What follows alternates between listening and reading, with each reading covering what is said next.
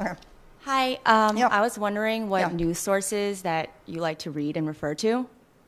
What? Tell me again. What kind of news source? Like news sources. Yeah. Oh yes. Well, I love the web. Okay. I've stopped watching. I mean, years ago, I have stopped watching TV. I used to watch TV. I have the TV on all the time, all day long, okay, and I would never miss the nightly news shows and so on. But there has been such a degeneration in the quality of TV news reporting and in programs in general that I've just stopped. Okay, like maybe 15 years ago, just absolutely totally stopped. So I just used to look at the web, okay, to survey what the news is. And let me just say something about the TV thing. Is that once in the early '90s there were these great shows on that would allow real substantive debate. Okay, so there was Crossfire. There was the Phil Donahue show. Okay, like a full hour. I was on that with Susan Faludi, and we had a very useful full hour talking back and forth about our different views of feminism. That's impossible now. You can't even imagine that.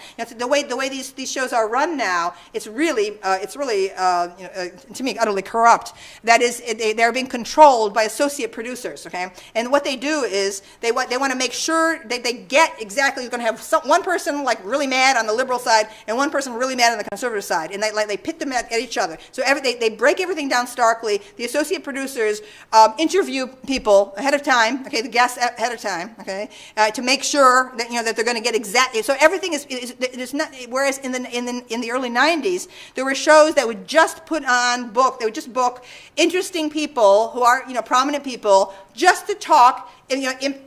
Improvise, okay, about the current events, okay. And one of the best shows was CNN and Company at 11:30 in the morning, run by Kathleen Tillotson, her name was, right.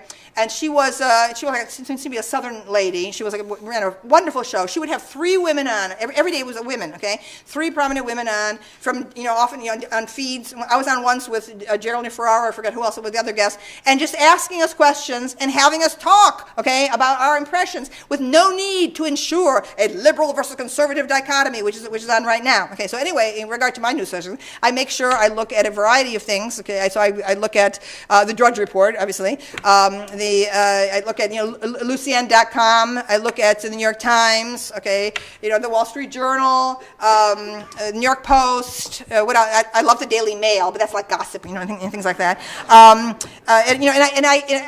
And Google News was fine. Okay, it was a very good thing to be looking at until they got the Hillary Clinton bug. Okay, now you can't trust the thing. Now they've been taken over. Okay, by ideologues. So I'm waiting for that to clear out and return to the wonderful Google News that was before, which really was just a neutral. But the way the news has degenerated. I mean, I can remember sitting in my car in maybe it was the late '80s, early '90s, and I always would listen to the CBS morning news on the radio. Okay, I love to. I mean, the national news. There would be like a 5-minute summary of the news. Okay.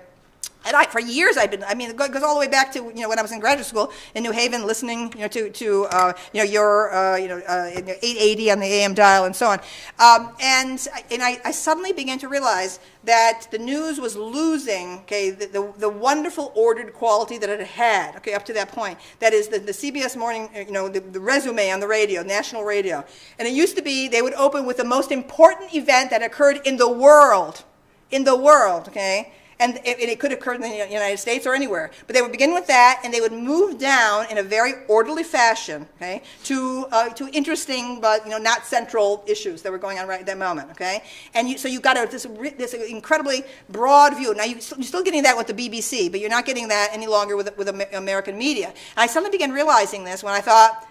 Suddenly the first item was something about some disease, whatever, okay? Someone was doing something at this, like charity work for some disease. And I thought, why is that the number one item on the CBS morning news? But the most important, I said, we're starting to get editing, from behind the scenes and shaping of the news. So I felt this shaping of the news really starting tending in an ideological direction around that point. Okay, so we're talking about a quarter century, and it's really a tragedy because once journalists really did try, okay, to even if they didn't totally succeed, to be neutral and to be objective.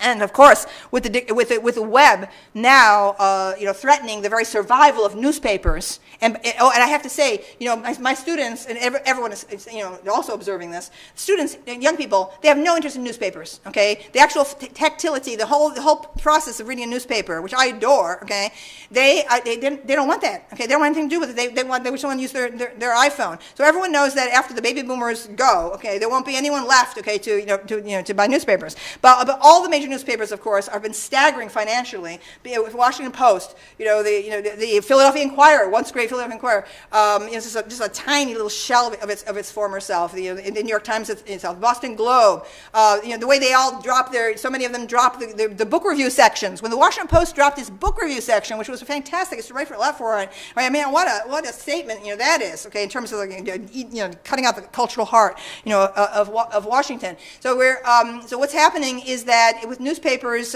cutting their staffs and just barely trying to survive, what's really in threat, okay, is investigative journalism, okay, meaning that newspapers used to be able to support giving a small crew of reporters, the leeway to go out for 6 months or a year pursuing some big story, right? Okay, all right, and finding corruption in government or the healthcare system or whatever it might be. That's all gone now. Okay, it's completely gone. Okay, so what we have now is this chaos of the online news, where you have what's called fake news now, but it's true. Young people have absolutely no way, okay, to be able to sort out what is true on the web from what is minor or factitious and so on. It's like this big huge blur. You would at first I thought, oh, the web is fantastic because it really is libertarian. Okay, now there's no way to suppress the free speech. I thought, okay, at the very start, certainly it's not possible for feminists to suppress pornography anymore because they could control the sale of magazines, but the physical objects, but they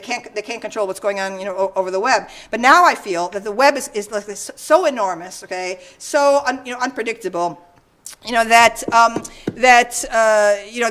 now we have people settling into niches. They settle into certain ideological niches, and they don't really search the web because it's so overwhelming. So I'm concerned about how people get their news, what kind of news they're getting, and it really disturbs me. I hope there's not going to be a flash because I don't want any flash. Okay, all right, but it's a little bit distracting. Can you possibly stop doing that? Okay, all right, thanks. All right, okay, all right. So yes, let's go on to the next question. I think I wandered from the